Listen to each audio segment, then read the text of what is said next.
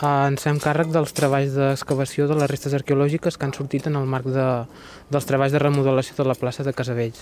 Portem uns pocs dies treballant, estan sortint ceràmiques de l'època medieval, moderna i fins i tot alguna de contemporània, i estan sortint principalment tombes.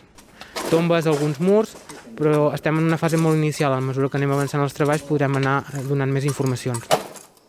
És molt complicat a hores d'ara poder dimensionar realment la quantitat d'individus que ens pot arribar a sortir. També ens estem centrant en un espai en concret per poder anar fent poquet a poquet i anar alliberant les zones perquè puguin continuar els treballs de les obres.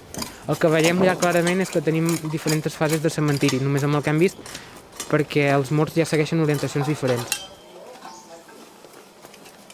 La particularitat de Casavells és que l'església, tot i que la façana posi que és de 1722, les primeres notícies que en tenim són del segle X. Mostra que tot i ser un poble relativament petit, del que se'n coneixen molt poques coses, té molta història i molt de patrimoni.